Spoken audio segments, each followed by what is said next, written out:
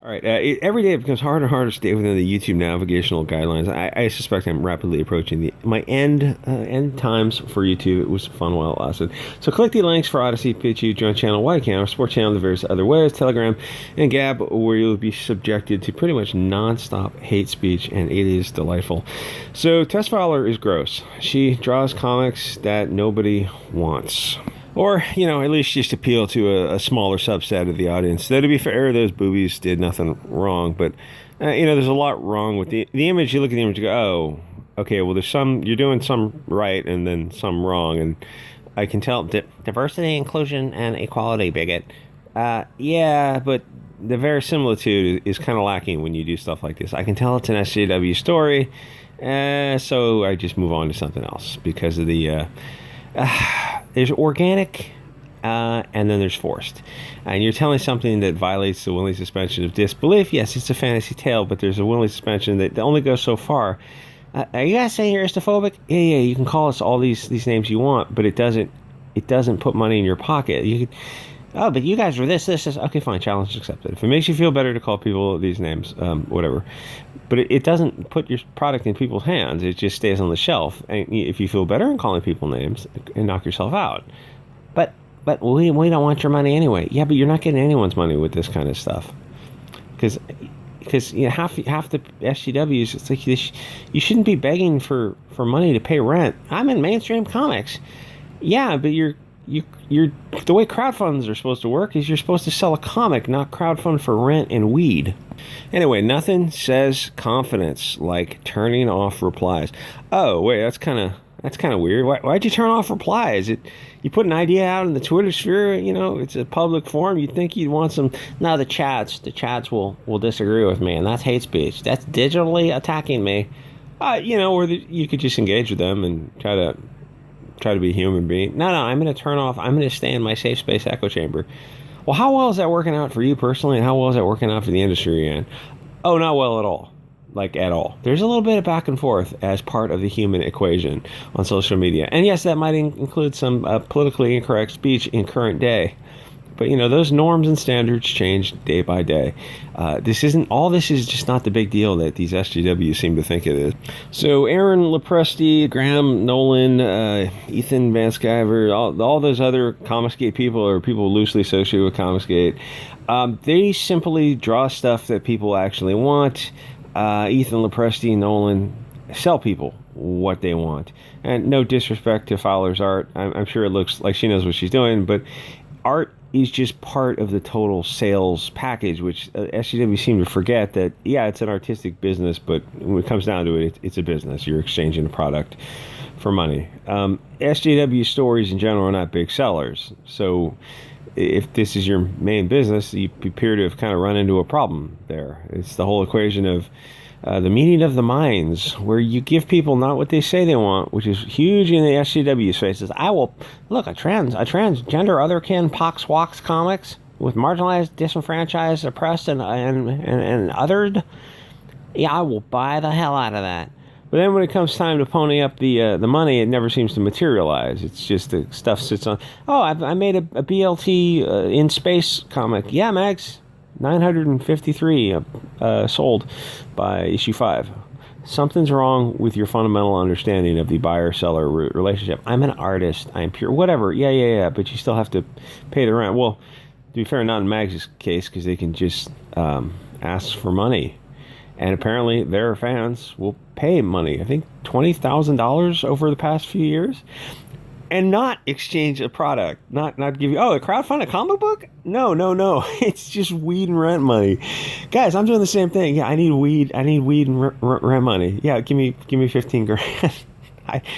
It works. Hey, if it works for Mags to get money off of SJWs, knock yourself out. Anyway, so the guys at Comicsgate are following that simple rule of you don't crap all over the people who you are trying to get money from and sell a product to.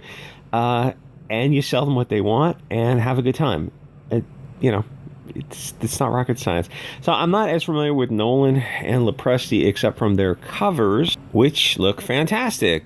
Cowboy Supernatural, it's got a certain Western vibe to it, probably set back in the day. Yes, this is very desirable. Where, trans or otherkin is not as desirable. So something like this appeals to a large section of your potential buyer. I feel like a lot of SJWs need at least I feel like Cecil should give them a 2-hour lesson in, I don't know, like applied business as it deals with comics. Just the basics concepts of respect your customer. Sell them what they will pay for, not what they say they will pay for, but what they will actually pay for. Give the product on time and in the quality you promise. Just a real, I mean, you could put it on bullet pointed on a piece of paper, and you'd have like 20 bullet points of just the real basics on how to deal with the customer. And every conversation you have in the public, you have to assume that everyone is reading it. So if you're arguing with some Chad conservative Yahtzee on Twitter, it's like, yeah, but they're, if you're arguing with, if you're in the SJWs and you're arguing with EVS and you talk about how much you hate this guy, it's like, well, you got to realize that people who are buying your stuff are probably also buying his stuff, and you don't want to put him in a position of where you see like, oh, he's behaving more reasonably than not perfect, obviously. You know, our side can be just as immature and petty as anyone because we're all humans, but you don't want to publicly be the immature and petty one. You always want to be the bigger man, so to speak. You want to be more mature. You always want to feel like if there's a disagreement that you're the calm, reasonable adult in the room and someone else is being petty. And, you know, like when one person starts raising their voice and the other person is just calm and reasonable and has their hands clasped and just behaving like an adult. And, you know, people look at it and they go, oh, okay, well, you get it. You get a vibe. And that's like, you always want to be that person. And SJWs on Twitter, I feel like they there's a lot of childish behavior on Twitter. And on both sides, too. It's just, it's less so on one side than the other, where Comicsgate is kind of doing their things. And the SJWs are very concerned with what Comicsgate is doing. And you look at the SJWs and go, oh, so what are you guys selling? Oh, I'm not selling anything. I'm just on Twitter raging against Comicsgate guys. Well, they're selling a product, and they're selling YouTube advertising space, and they've got live streams, and they've got a business going. And like, why don't you guys take all that time that you're spending hating on a Comicsgate guys? Why don't you put a project together? Oh yeah, that would be a better use of our time. At least get some money out of it. I mean, and also it's an artistic expression. It's like half these people are artists anyway. It's like, I'm working on a comic. It'll be ready in 5 years. No, friendo.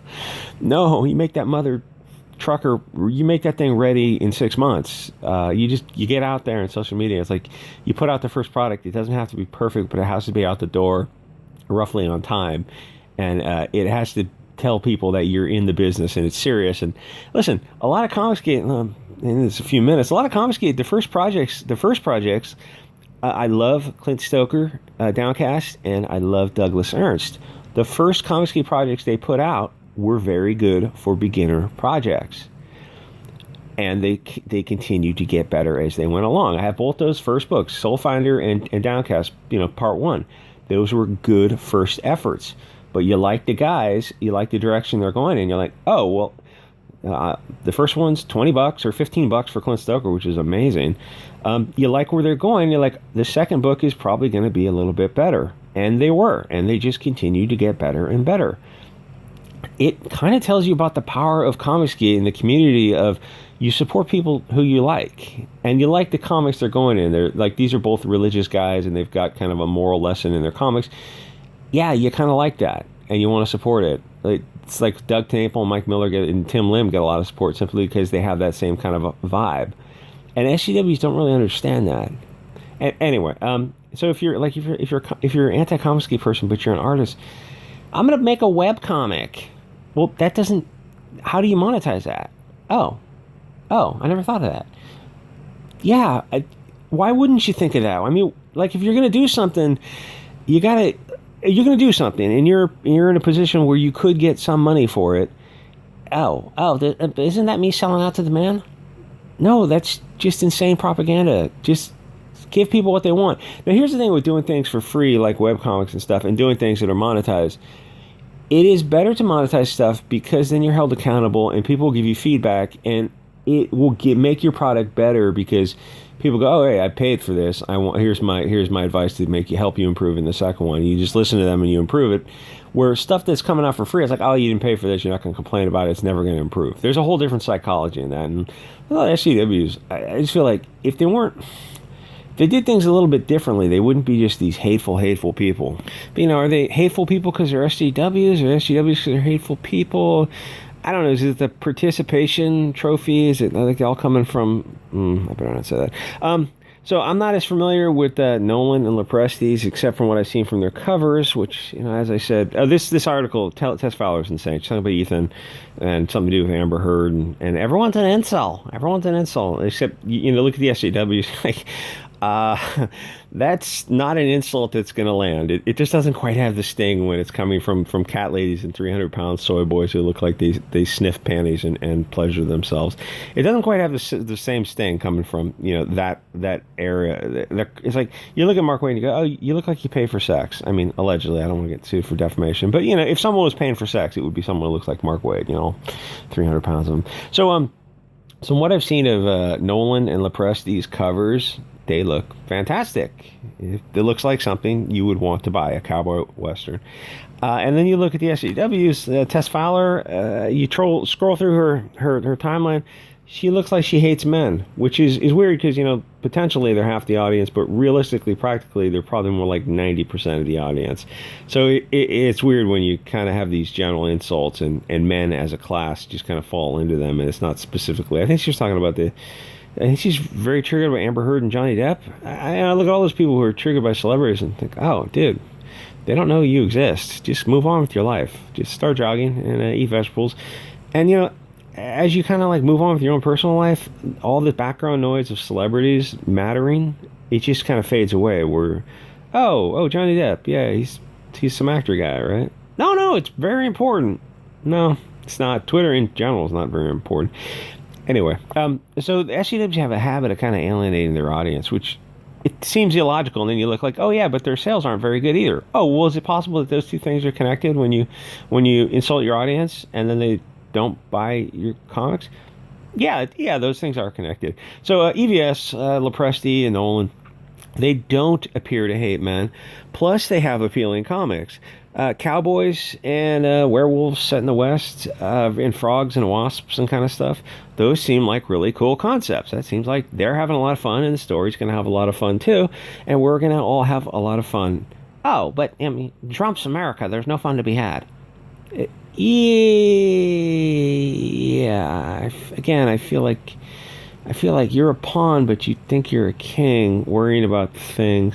Well, then then maybe it's like they're worried about this big picture, but then they take it out on these other fellow pawns. It's like, whoa, you guys should talk to your representatives about that instead of complaining about Comicsgate. No. Ethan has a direct line to Trump.